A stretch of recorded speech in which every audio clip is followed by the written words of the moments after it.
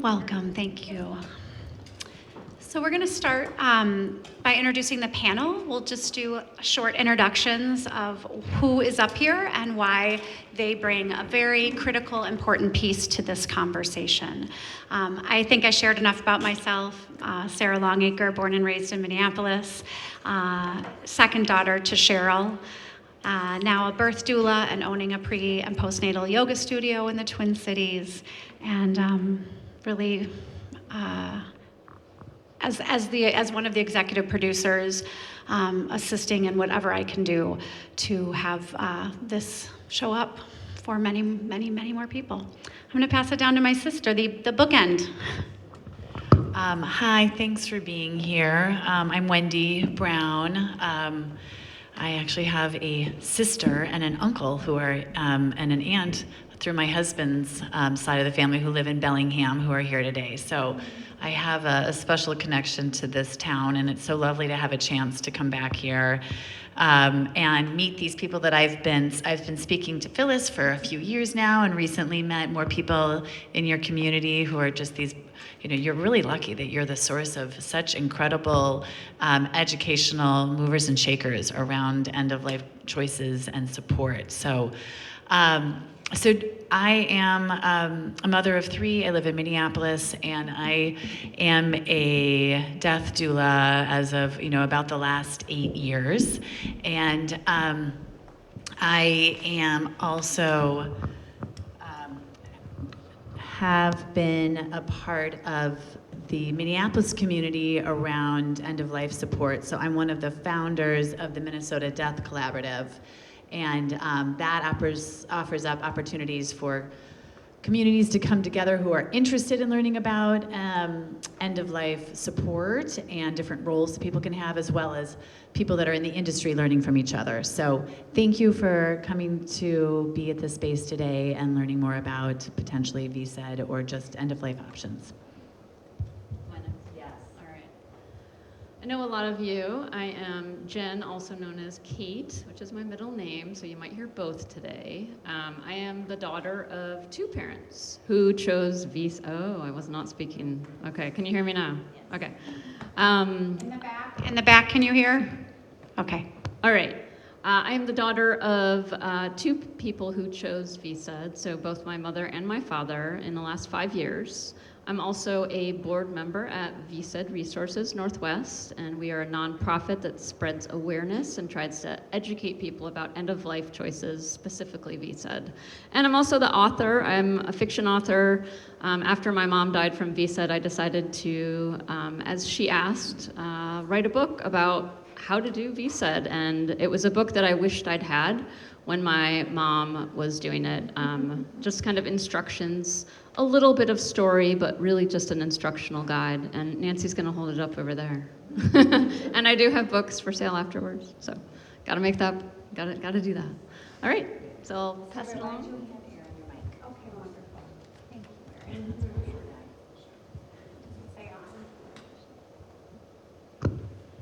Hi everyone, my name's Erin. I'm an estate planning and elder law attorney here in Bellingham.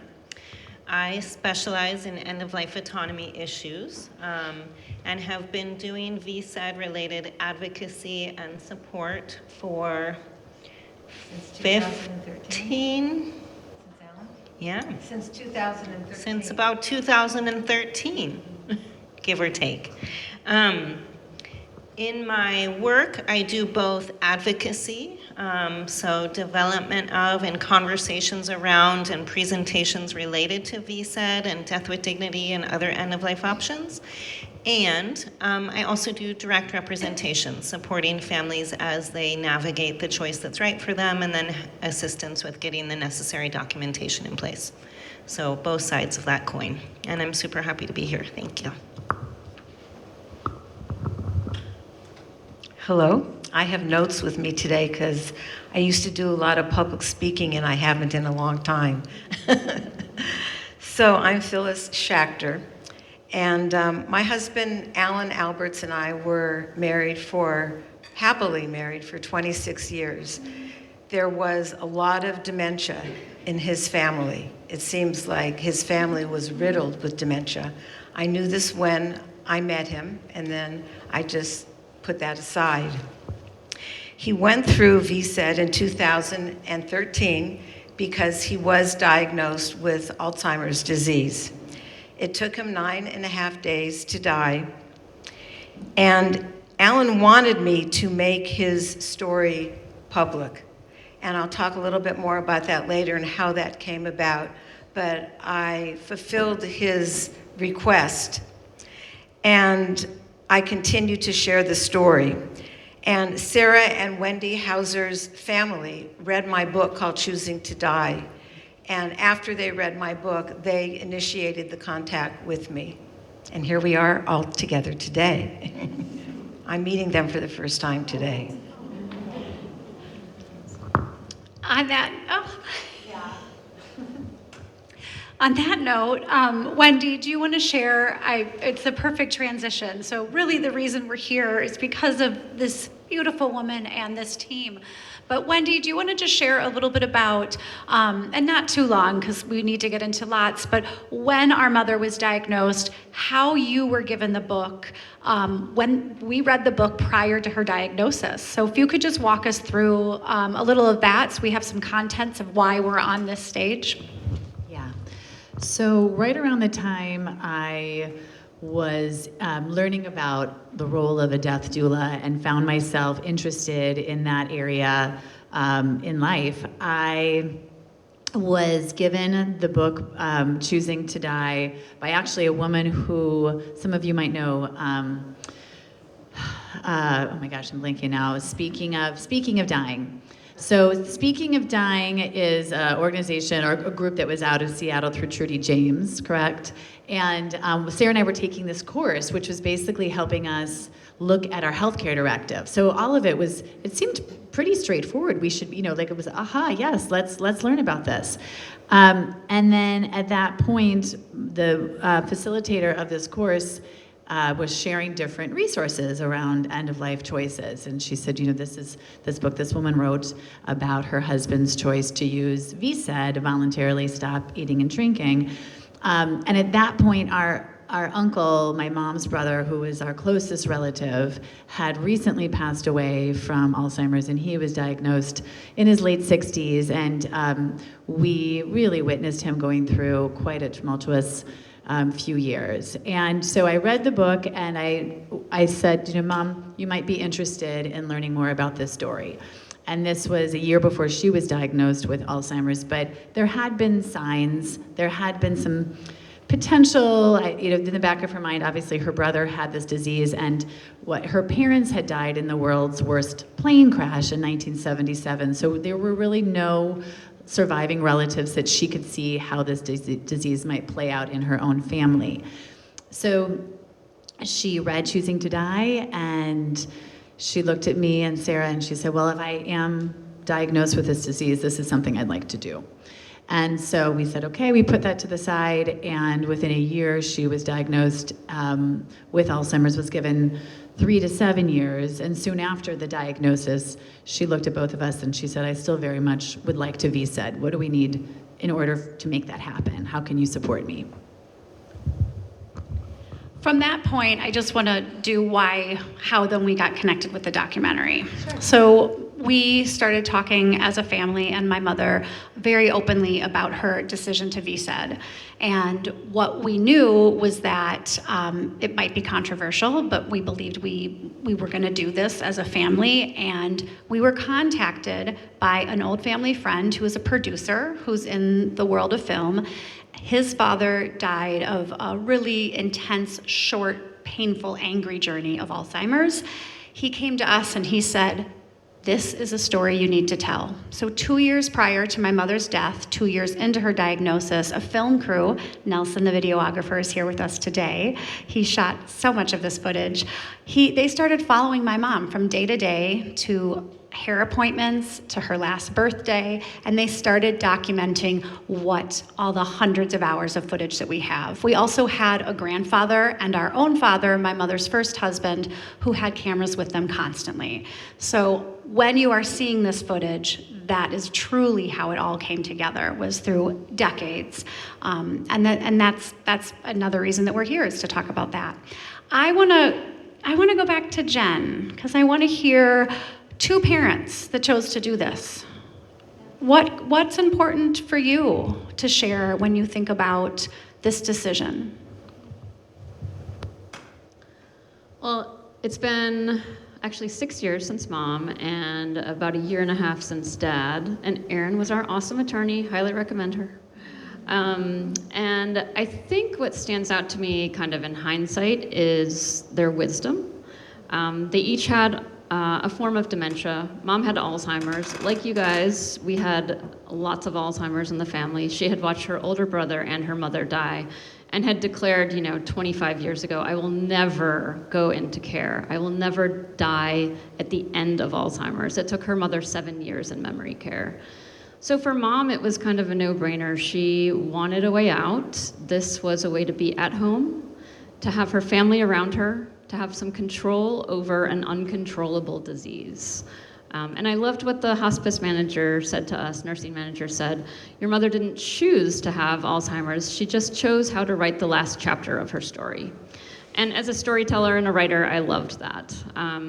For Dad, it was a little bit different. Again, it was this idea of being able to have some control, which gave them peace also, and a sense of freedom. Neither parent had to be a victim of their disease. They could exercise choice. For Dad, he had Lewy body dementia caused by Agent Orange exposure in Vietnam. And the government did finally admit that they caused it. For him, though, it was a physical as well as a cognitive decline. And he was able, it was a lot easier to choose when to go for him because his body was falling apart. And he had very firm boundaries around what he was willing to experience with illness. So with Mom, it was cognitive. It was harder to pick a time. How do you know when to go? How do you know when to leave all of your loved ones? With Dad, he was like, get me out of this body. But for both of them, I would say choice and control was really kind of the heart of the story. Thank you so much. Phyllis. Same question? No, I'm going to ask you a different one if you're okay. How did Alan's decision, your understanding end of life, how did he get there? And you shared the story publicly. How did that come to be? Alan and I both knew that VSED was a legal choice. And we knew that that was his only option if he chose not to live into and through the late stages of Alzheimer's disease. His family was riddled with Alzheimer's disease, and we knew what was ahead for him. Before he started the process, he turned to me one evening and he said, I'm not afraid of dying. I've lived a good life, but I want everyone to know about VSED. And before I could get the words out of my mouth, I spontaneously replied, you'll just have to trust that I'll be your vehicle. And I went, I mean, this is literally verbatim what happened because I knew something profound had just transpired between us. 7 months after Alan died, and when I was in a deep state of grief, I was one of the few people picked to give a TEDx talk in Bellingham. It's the only time that the TED people have come to Bellingham, and that talk is online today. Later, all of this was first and foremost to keep my word to him, and secondly, it's how I healed. I spent most of my time alone in my house, grieving. I saw a therapist to get over the grief, and the grief wasn't because he went through VSED, the grief was because I missed my husband. Later, I developed a website, and then, and that's online today, phyllisshacter.com, and then I wrote my book called Choosing to Die.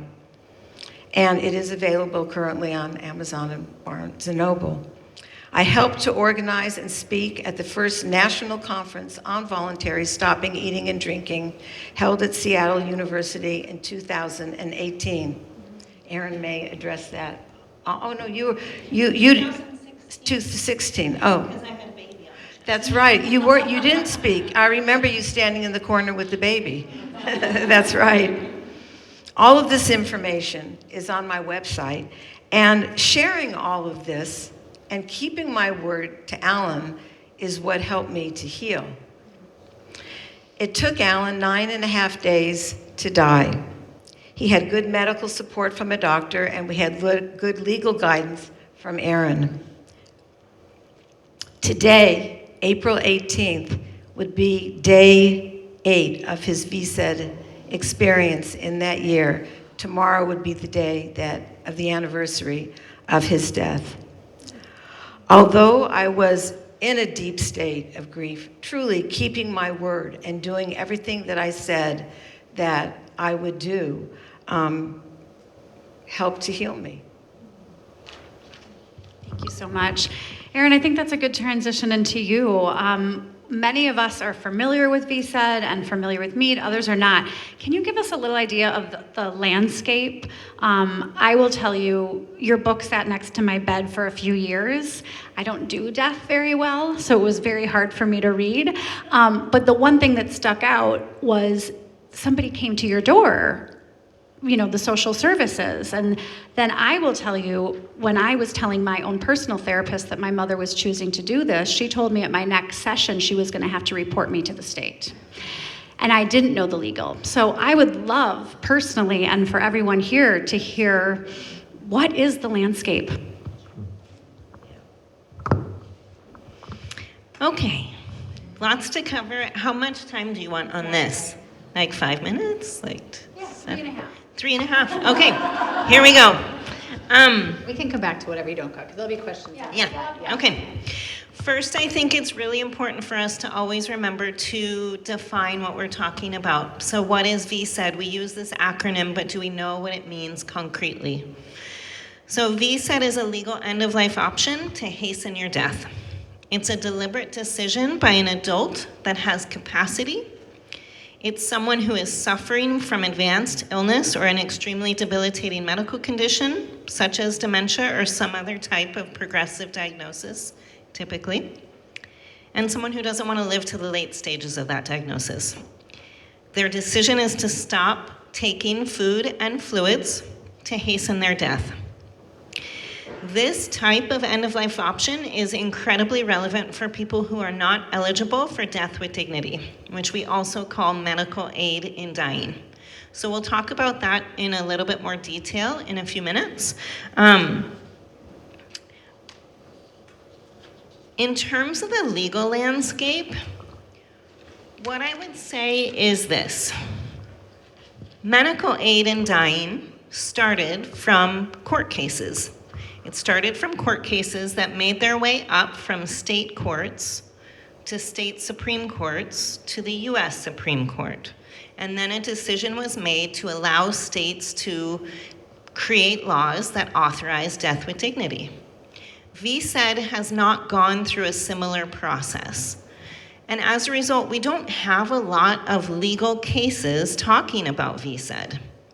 And one of the key reasons for that is, since dating back to the 70s, we have case law, we have US Supreme Court cases that have said, if you're an adult with capacity, if you have the ability to make your decisions, and you choose not to have food or fluids, you're allowed to make that choice. That's a fundamental right that you have. And folks have that if they are prison inmates and they choose to go on a fast in protest of their conditions. We cannot force them to eat. And folks have that if they choose to stop eating and drinking because they don't want to live to the late stages of their diagnosis. And everywhere in between. We cannot force someone to take on food or fluids. And the legal rationale or justification usually comes down to one of two articulations. One is we have this fundamental right to choose what we want and don't want with our body. And I put a big asterisk there because obviously choice and what we do and don't do with our body right now is under a bit of assault. But with regards to this choice to stop eating and drinking, that is steadfast and has not been subject to legal challenge. And then the other articulation in support of of stopping eating and drinking is this concept of battery. If I have chosen deliberately to stop eating and drinking, and someone tries to force food or fluids on me, they are committing a criminal act. And that act is an unwanted touch, right? I have said this is what I don't want. I have the ability to make that decision. And if it's a doctor or a nurse or a caregiver or a loved one, and they are shoving food in my face or fluids down my throat, that is a type of touch I do not consent to. So it is the lack of consent that creates criminal conduct. So those are usually the two legal justifications that support this as a legal end-of-life option. Now, the situation that Phyllis was talking about with regards to her late husband, Alan was on day, when the social work went, 6, 5? I was going to say around 5 or 6. Yeah. He was still mentally competent. He was, yeah. So around day 5 or 6 of Alan's fast, after he had stopped taking on food and fluids, they received a knock, knock, knock on the door, and it was an Adult Protective Services social worker who arrived because someone had filed a complaint, an assertion that what was going on wasn't proper, and so someone arrived to investigate. Now, one thing I think that's important to say is that people have been dying this way for a long, long, long, long time. This is not new to doctors. We have a name for it now, so we're using a name for it. We have legal articles about it. We have social work. We have lots of people talking about it, but this type of end-of-life process is very familiar. The difference was that Alan and Phyllis had gone through a very deliberate process to research what they wanted to do and to document what Alan's wishes were.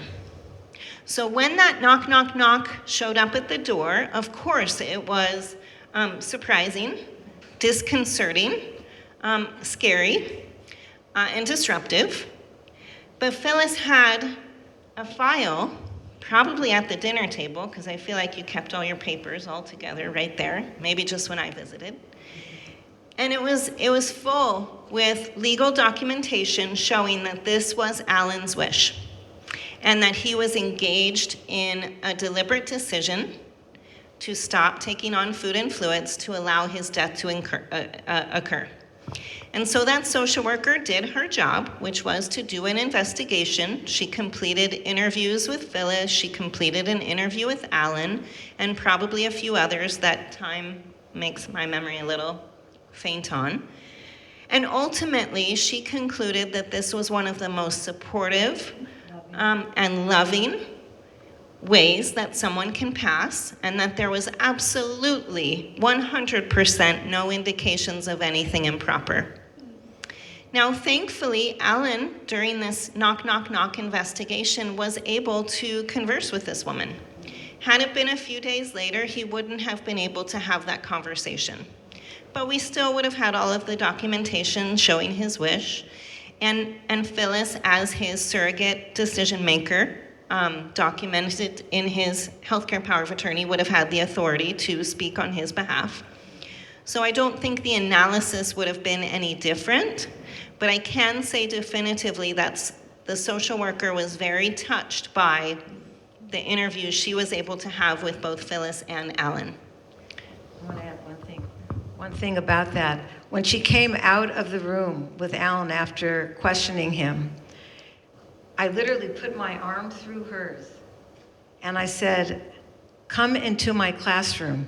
I don't know how I was able to do this. "Come into my classroom.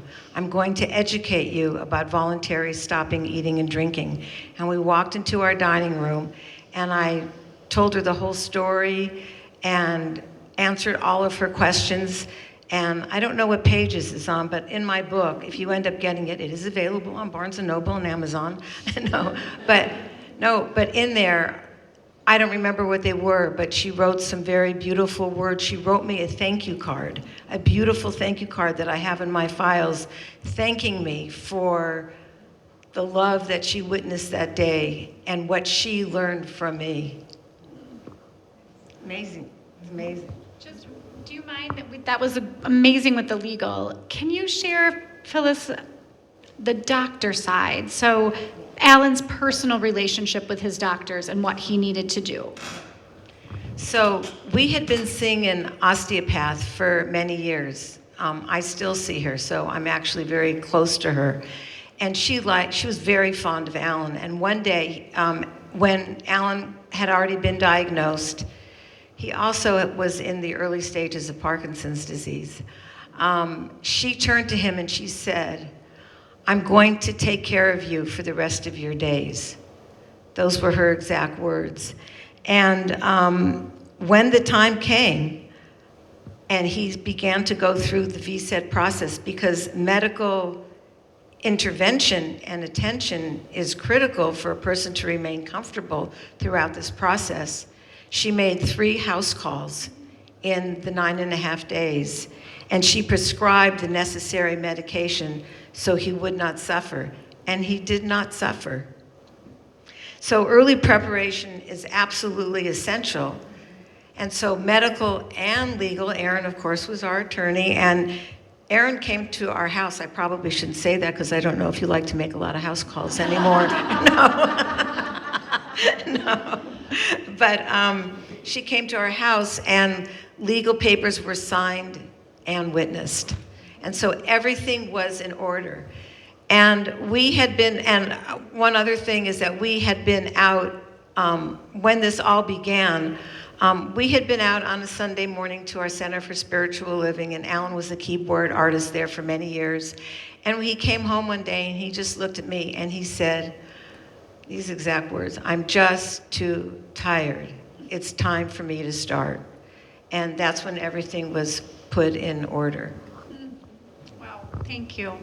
I think that's a great segue to Jen first, and then I want Wendy to talk a little bit about our mother's decision and when that happened. But Jen, what are the biggest questions that you're seeing right now with families, and how does your organization support this? Because we can talk about this, because this is our passion, but what do you say to families that you bring this up as an option? First, I do want to say that my mom also read Choosing to Die and actually went to, I think it was Death Matters at Washington University here, and you gave your TEDx talk.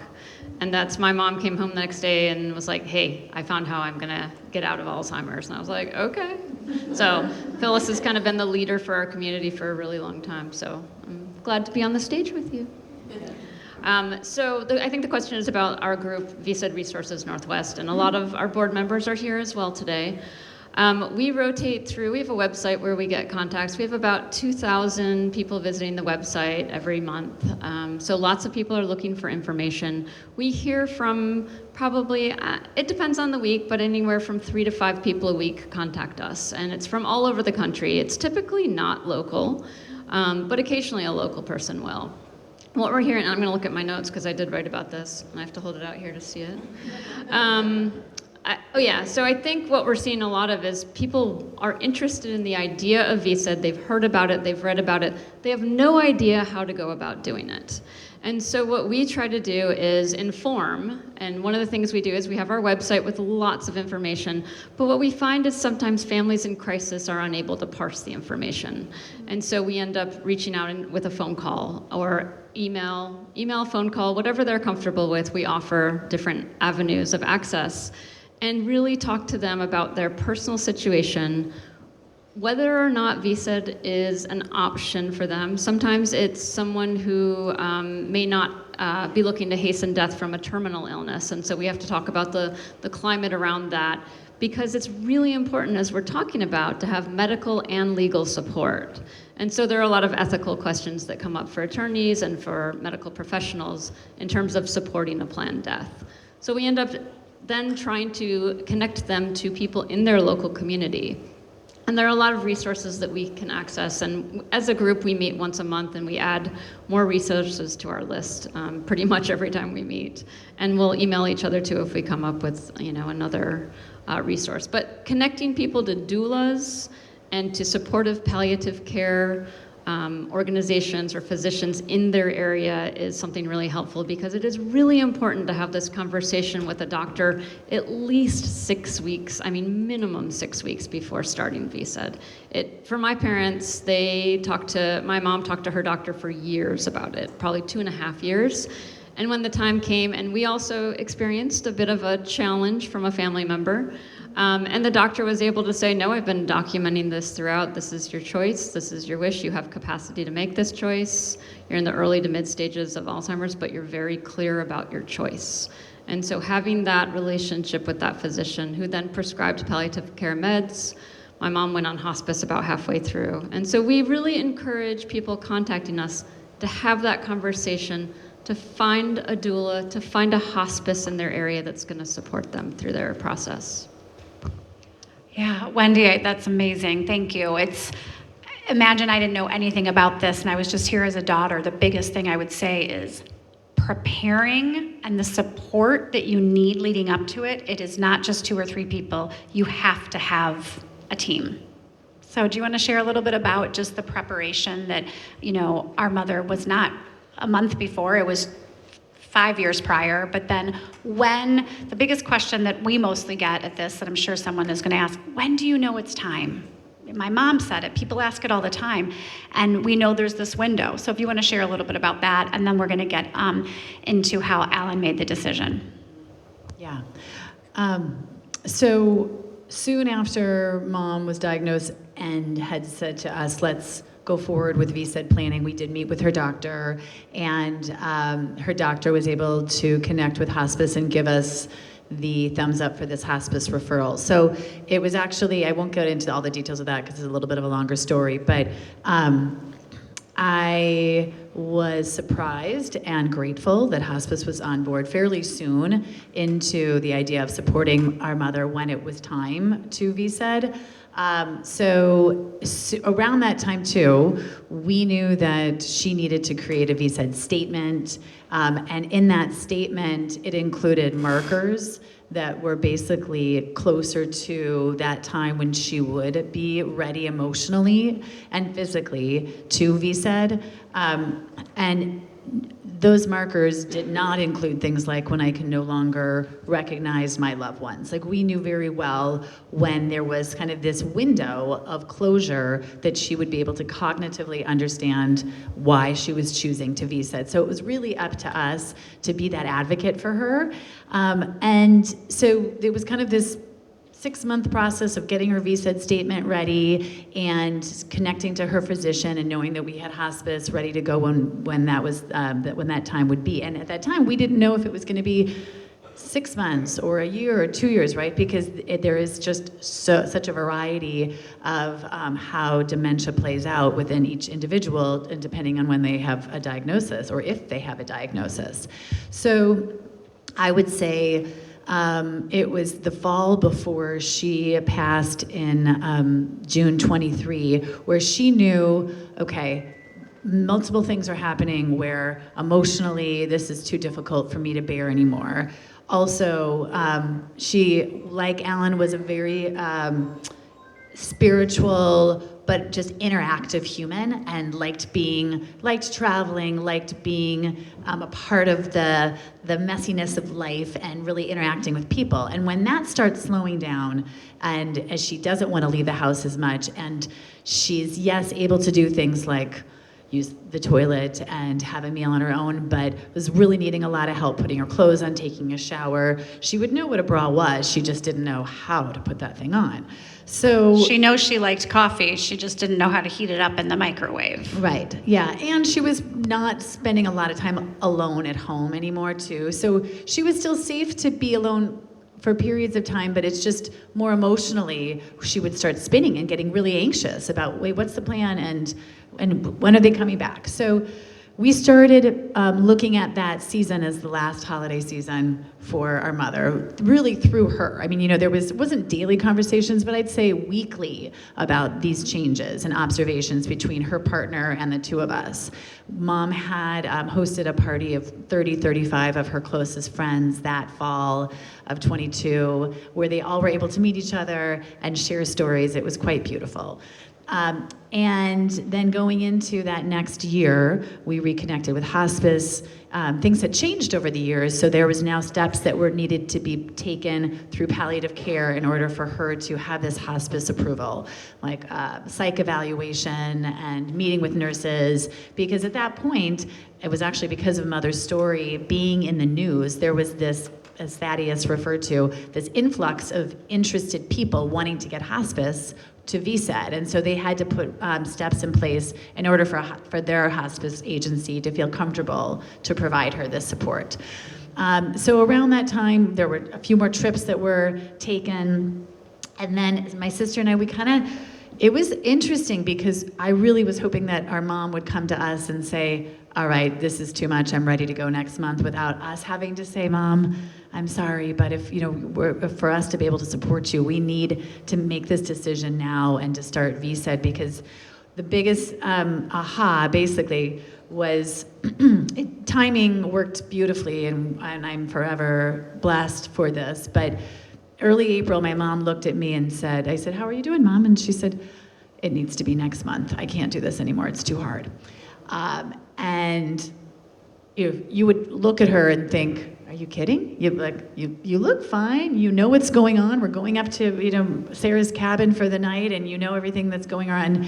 And I didn't say that to her. I said, okay, you understand.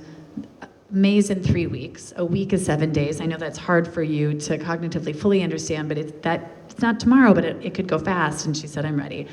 Within 2 weeks after that, she had forgotten her home address and her birth date. And that was like a big ahas for us. So we had these little markers that were happening where it was like, yeah, in order for us to do this, for her really to for us to feel like we're not forcing her, this is coming from her own will, that we needed to take place, you know, VSED sooner than later. And then we had a hospice team set, and that began end of May. And, you know, I could say a lot more about that, but I think it's so interesting that she was 9.5 days, and so was Alan. Yeah, they both yeah. were. And yours too? Oh my gosh, we can't guarantee that, just to tell everybody. it would be a little weird if we called this 9.5 days. I know, because nice. there is, like, for the obvious reasons. I mean, for the obvious reasons. This generation knows that movie. Yeah. I would, before I hand this to Phyllis, because she has so much knowledge in this next question, but I do also, Mother made this decision, and then guess what else we did? Nelson was there, we all were there. We planned her funeral. She went to the place where the celebration of life was. She picked out the bourbon cocktail. She knew what we were gonna serve. She took Wendy and I dress shopping to what she wanted us to wear to her service. Neither one of us wore the dresses. She's forgiven us. So these things are like and then all of these goodbye wonderful dinners. So she made this decision, and then action started happening. Alan wisely had his celebration of life 6 months before he died at our Center for Spiritual Living, and it was such a loving affair, and he was lavish with love that evening. There's Alzheimer's in my family. My dad had Alzheimer's, and I've done genetic testing, and I do not carry the gene. So if it's in your family, you may want to do that or not. Anyway, so this is how Alan came to make his decision, and this is really significant information. We visited the best and most expensive dementia facility in our county, which is Silverado. We had long-term care insurance to pay for all of it. It's very expensive, but we had the long-term care insurance. Witnessing what we saw that day was, to this day, the saddest day of my life, much sadder than what I witnessed as Alan went through VSED. After we were given a tour of the facility and we saw some of the residents, we sat down on the couch, held hands, and just sat there and cried. As soon as we left the facility and Alan's foot hit the parking lot, he turned to me and he said, "I will never live there." We never discussed it again.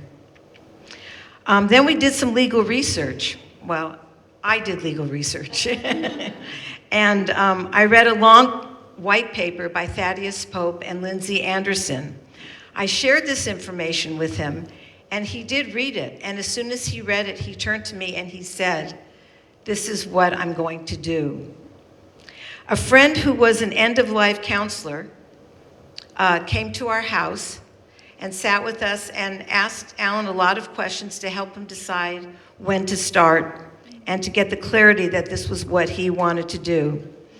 And also we had, seen Erin, we had everything, already lined up.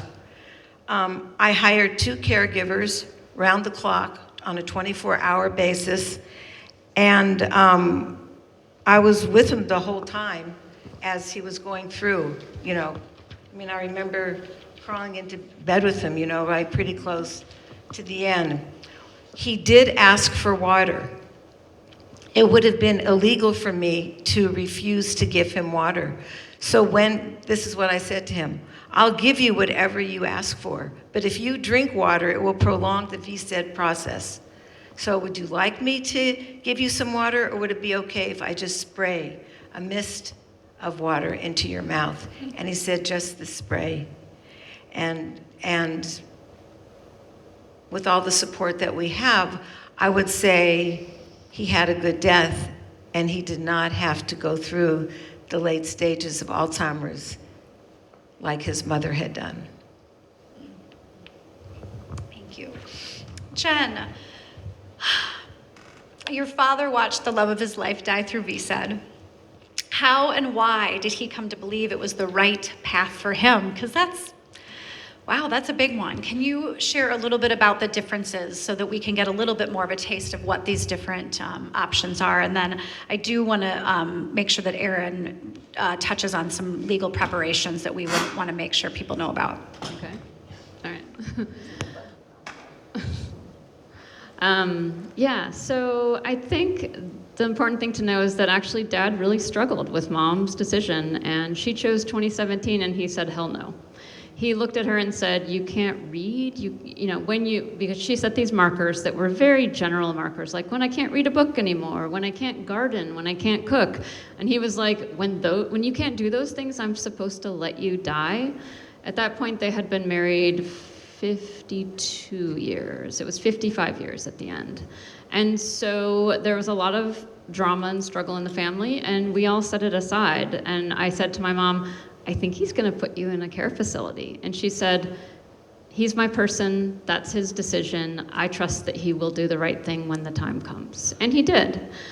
It took a lot of struggling, and my mom really letting him know that she would find another way to exit before Alzheimer's, having watched her mother in those 7 years in memory care. Like you said, Phyllis, it was heartbreaking and just devastating to watch a loved one go through that for so many years.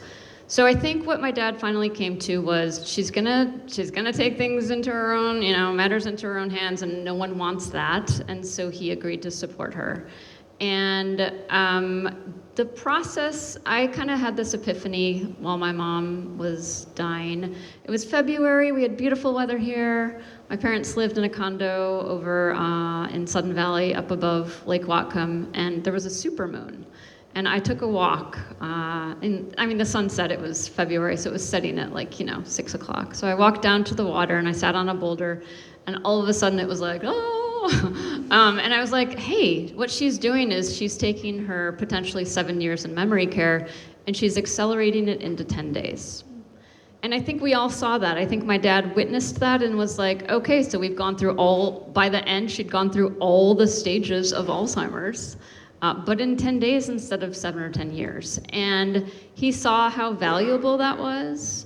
And so that when he was diagnosed, he understood that he did not have to live to the end of Lewy body dementia. Who here is familiar with Lewy body dementia?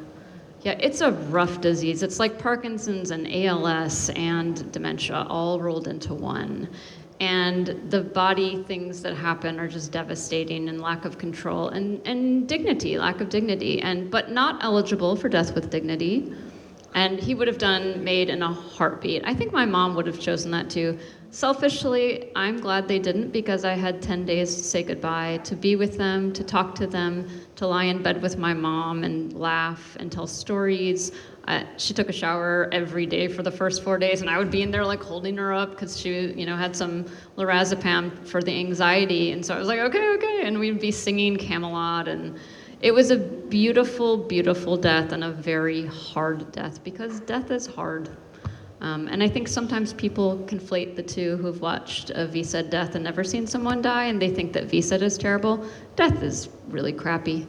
And it's really hard to go through with a loved one. But I'm, grateful that both of my parents were able to have that choice, and that I was able to have the time and the connection. My therapist said, if your mother was in a home, in a skilled nursing facility, you would not have these moments of connection. There would be people bustling in and out. But she was at home, and we had a beautiful view, and it was the best death that she could have had, I think.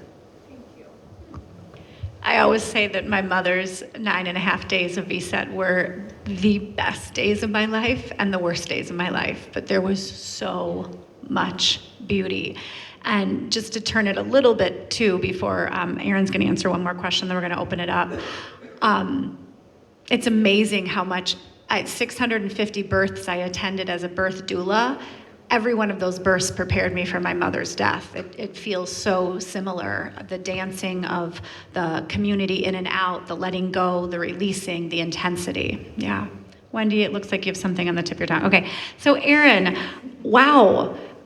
We're going to open up to questions, but what if someone is thinking about this? Is it 3 bullet points? Is it 30 pages? What are the few things that we need to know to prepare? There's a lot of information available online. That wasn't true so much when we started this with Alan. When Alan went through his process, we had to work very deliberately to assemble a care team. And we had to work very deliberately to assemble caregivers. And we didn't have hospice available as a given support through this process. That was roughly 15 years ago. And so much has changed since then, right? As Jen navigated this process with her folks, they had much more robust services. Their services that were available were much more robustly available, and let them focus on the things that I think were of significance, which was being together and dancing in the shower around Camelot songs or whatever it was. So we have come a long way. In terms of the preparations that we should be thinking about and have in place, we should start with just reading some information. Read Choosing to Die. Read Jen's book. Watch the TEDx talk. It's a really beautiful way to put yourself into this experience and understand on a human, familial level what it means to walk your loved one through this end-of-life choice. All of us, as people over age 18, should have a healthcare power of attorney. All of us should have a document. It goes by a bunch of different names, but we should have a document that describes what our end-of-life wishes are, medically speaking. What we want, and more importantly, what we don't want at the end of life in terms of medical interventions. Sometimes that's known as a healthcare directive. Sometimes it's referred to as an advance directive or a living will. Turns out they're all the same thing, and you just need one in place.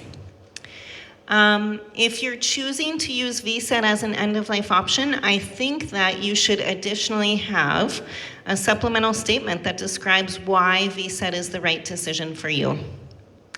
And I think that your healthcare directive, your living will, your advance directive should articulate your desire to use VSED as an end-of-life option.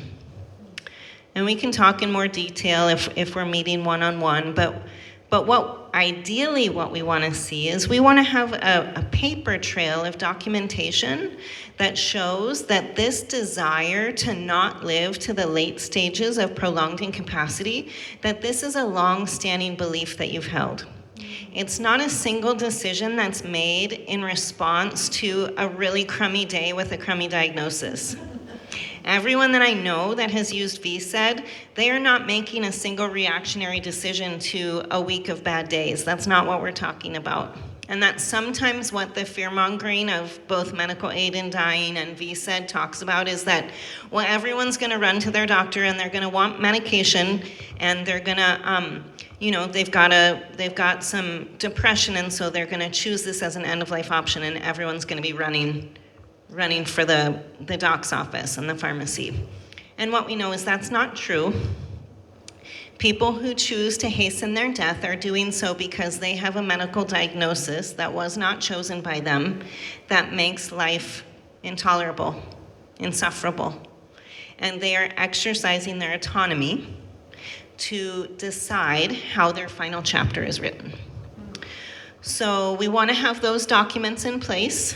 If you live in a state that allows for what we in Washington call a POLST agreement, P-O-L-S-T, bright neon green, that's a good document to have in place.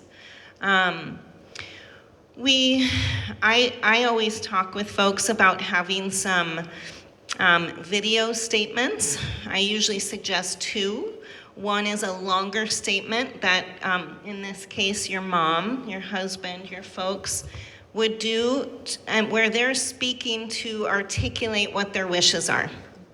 Now, if you can imagine a knock, knock, knock at the door during a VSED process, if Alan had not been able to articulate what his wishes were, it would have been lovely if he had, and he did. We did this, didn't we? A video statement? I don't think so. Maybe it was before we had, It's before we knew about that. we had all the video statements. Yeah. It was a little after, yeah. But it's really nice to have a video statement, both for family members. Sometimes there's a family member that struggles to understand the why behind this decision. Sometimes they need a reminder during the process, because the act of dying is hard. And so sometimes we need that reminder of what is the why here, and it allows us to focus. And then a shorter video that is really just, can be used during that dying process for the patient to ground them back into why they're choosing not to have water even though they experience thirst in their mouth, right? And it's just like when I delivered my babies. There were moments where I was not having a wonderful time, and there were moments where I needed to ground myself back into where I was and to what I was doing. And we do mirror those 2 transitions, those 2 thresholds. There's a lot of overlap there. And then from another legal standpoint, usually about a week prior to beginning the VSED process, I think it's really important to have an authorization and a liability waiver that says, hey, I'm assuming the risk associated with taking medication that can hasten my death, and I'm not going to hold anyone liable for the risks that could occur. I'm not going to hold my doctor, my medical team liable. I'm not going to hold my caregivers liable. And I usually have both the patient, the client, sign that. And I also usually have their key family members sign that. I think all of those together allow you to be really prepared. Should you have a knock, knock, knock at the door, or a family member who is especially not understanding or supportive of this end-of-life choice. So one quick thing, it's just so lovely to have, it's hard to make this an hour because I've never, Sarah and I have had opportunities to share the story with different communities throughout the country, but I've never had like this supreme leaders, and so you guys are in the epicenter of like the education around this, so feel that. But one of the things that kind of the why that we're producing this film is not only to share mom's story, but so that people have access to, yes, there are already existing End of Life Oregon, VSED Resources Northwest, Compassionate Choices, your websites that have lists of how to prepare and what to know. But there's also, that I think people like to see video and hear sound and feel what the energy behind the words. So what doesn't make the final documentary, the short documentary, there will be links on the website with these sound bites. So, right after this presentation, Erin's sticking around and we're taping lots of these beautiful things that she's saying to include as resources on the website, because as some of you know, there's a dozen beautiful documentaries about medical aid and dying. There was one documentary made 15 years ago, 10 years ago about VSED, and it's a beautiful story, but it doesn't, I wouldn't say, have the resources like this will. And so that's really another, we didn't have the need to put mom's story out there because we were looking for another reason to have our mom on screen. No, we have enough footage for us to watch for days. This is to make an impact and to continue on this opportunity to educate people about choices, because ultimately it's empowering our loved ones. And that's how people connect to, and to have these and go through grief, be it anticipatory grief or grief post-death, where they can see, okay, wow, like I wish I would have maybe known about this, or I'm so glad that my father knew about this and I was able to provide him this opportunity. Well, we all get educated in different ways, right? So I refuse to read the book. I'm not a big reader. I didn't want it. But if someone would have given me we're hoping that this film is between 20 and 40 minutes. We've got enough footage to make it a full length. But what we know is attention spans are different. We know that this is a big topic. And so having this film be between 20 and 40 minutes is then something that you can watch with your family and discuss. You can watch with your provider and discuss. Groups will share it. There's different ways to have an hour meeting to do this. So speaking of an hour, I am going to ask if we can warm up the projector again, because I know that is something that needs to happen. Love to open it up for just a few questions. If you can just state your name, ask the question, and maybe if there's someone specific that you want to have answer it, we would love that. We will be around afterwards too. If there's something that you want to ask one of us one-on-one, we want to encourage that as well. So yeah, and if you don't mind, yeah, go ahead. Also there's postcards outside and that has a QR code on it. I passed them out. I was a good daughter. Awesome, Yeah. good. So if there's anything that we hope you take from this, is just like a little bit of a ring in your ear of, this is something that I should maybe be thinking about for my own self, or be able to educate, inform others of like having that conversation over coffee. Of like, have you filled out your healthcare directive? Does your loved one know what you want? And if they are wanting to go to our website, or if you're wanting to know more, there's lots of info on our website. And we're looking for support through nonprofits, through just people sharing the word, and then ultimately financial. This is it's about, our budget's $330,000 and we've raised about $70,000. So it's an organic process where we're slowly bringing more people into the fold, but this takes time. And so thank you for sharing to anybody you feel. And every dollar counts. And every We're not going to watch it quite penny. yet. We're going to, So if you know someone who's got deep pockets who is passionate about this, please share it with them. If you know someone who might give $5, please share it with them. Every penny counts, because we want this to come to life. Okay, and so if you have a question, please stand, say your name. Yes, please. Yeah, hi. I was helping a friend go through this process. I know he wanted to use medical aid in dying. That was his first choice for quite a while, and he had a stroke, which takes away not only your physical thing, but in his case, it knocked out his mind too. So we visited with his doctor after the stroke. And unfortunately, that option has been taken off the table. I can't say that he's mentally capable of choosing that. Is there such a takeaway that happens with VSED? Can you get caught in VSED where it suddenly get pulled away from you as an option?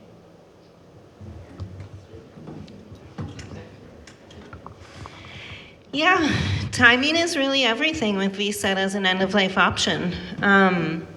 It's a topic for another day that, we're building conversations around other options that are slightly different from what Phyllis's husband did, and all of the parents on the stage did, or all of the kids on the stage did with their parents. But timing is critical, so we do talk really in detail about how to identify when that window of capacity is waning, how to kind of identify that and then observe it regularly. But if someone had a stroke, like your friend, that could definitely remove VSED as an end-of-life option in terms of their ability to know what they're choosing and to be able to act on that choice. Because they do need to understand the choice that they're making, and they need to affirm it by choosing not to take on food or fluids that day. Also, I think it's important to understand that during the process of VSED, people's minds break down from dehydration. They become delirious. If it's a person with dementia or cognitive challenges already, it's exacerbated and becomes, accelerated and much worse. So by like the second day, I think my mom was doing VSED, she was up and around, moving all around. Dad was like on the couch for 5 hours the very first day he didn't eat. That was even before he stopped drinking because he was so physically ill. But mom was like tooling through the house, and we came into the kitchen and there was a pan of lasagna that had been brought over for caregivers, and she's like licking the spoon, and we're like, what are you doing? She's like, what do you mean, what am I doing? And we're like, you're doing VSED. And she was like, oh, really? She's sundowned anyway with dementia, but no food for a few days and then stopping fluids immediately accelerated it. So people do run into issues around that for sure. I think one thing that's important during that period of disorientation is robust palliative support, right? Both in the form of the caregiving support that's provided 24 hours a day, but also in terms of the medical palliative support that's provided. That can get someone through those periods of disorientation and confusion and allow them to continue to move forward with their choice. And such a ridiculously good plug for death doulas to be hired, because the education that the family needs. But I only thought VSED looked one way because I had one example. So when my mother didn't recognize us on the second day, I'm like, this is going too fast, what's happening? But having a death doula to walk us through. I saw some questions here. Yes, please.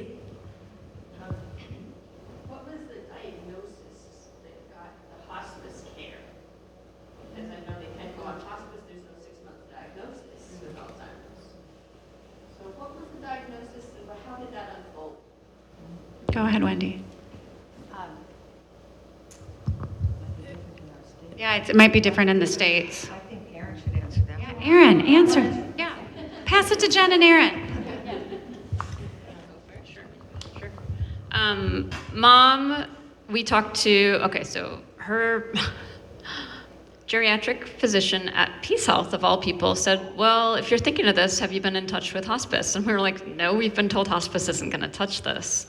It's a Catholic organization, so they're already kind of opposed to choice and hastening death. And he said, well, you'll never know if you don't try. I'll put the referral through. And so we called and got this wonderful hospice nursing manager who I talked about, who said, why wouldn't we support your mother? She'll be dying. So what she said to us was, about halfway through, we'll come in and put her officially on the roll. And that's probably the wrong word, but then they helped us ahead of time. We met with a social worker like 2 months ahead of time. They got us a hospital bed. And so they were on board, but they came in officially halfway through. So her geriatric physician from Peace Health prescribed the medication. And there was a review ahead of time. This family member objected, and he was found by Peace Health to be within their standards of care to prescribe palliative care meds at the end of life. So then with Dad, it was different. Because he was a fall risk, I was able to get him on hospice in, I think, March or April, and he did VSED in September of 2024. So he was already on because he was so profoundly ill. Sometimes his Parkinson's disease medication worked, sometimes it didn't, and so they were able to get him on board well in advance. They were a little nervous about prescribing medication, the hospice was, much more than my mom's doctor, so that was interesting. Lewy body dementia. That's what they Yep, Lewy body dementia, which can go very quickly. Honestly, I think he probably didn't have very many months left in the world, especially because he was falling so often. He had a fall during VSED, and he was worried that that was going to prevent VSED from finishing, but it did not. So he was just falling and falling and falling. And I think a lot of people here know that falling for someone who's 80 years old is not a good thing. So. I would say I've heard about kidney malfunction. That's usually on the death certificate. I also think it really is so circumstantial as far as when hospice comes into play. I know in Seattle, Dr. Hope Wetchkin, who these gals know, she's the head physician at Evergreen Hospice, and I don't know if it's true with all cases, but I know she works with a doula who they arrive on day 2. That's kind of like their agreement. I know other hospices, even in a state like Hawaii, that is medical aid in dying is legal in that state. I know of organizations that they don't come for much longer. So it is like it is one of the hardest topics, I think, or like points about when to get care, which again I think validates the idea of the longer you have this track record and that you have been wanting this and a desire. I think you hope that it's harder for a physician or a palliative care hospice agency to deny you that care at some point during that visa process. Yeah, each hospice is different in terms of their eligibility criteria, and we've seen a lot of changes over the years in terms of the timeline for admission and acceptance to hospice, and it depends a lot geographically. So in Western Washington, we have pretty robust, pretty quick hospice support in most situations now. And that's just different in other regions. What we usually try and focus on is symptom management. And typically when someone dies, whether it's from medical aid in dying, death with dignity, or VSED, the cause of death that's documented on the death certificate is the underlying diagnosis. Now, there can be there can be a primary or secondary cause of death, and each physician is different in terms of how they fill out that paperwork, but that's most often what I see as the underlying diagnosis is in terms of what goes on that death certificate and the hospice application paperwork. We would love to stay after to answer any more questions, but I want to be respectful of your time, and you came here on your free Saturday, so thank you. So what we'd love to do is we'll get the projector going again, and thank you so very, very much for being here. If you can please send an email to a group of friends, share a text, buy a billboard, whatever you need to do to get the word out that you have choices and that you have beautiful people in your community. And we look so forward to seeing any donation, but mostly just sharing the support of our mother's story. So again, we're gonna end with the film just so you kind of have it right at the top of mind. Thank you all, and thank you to our panel. Wow.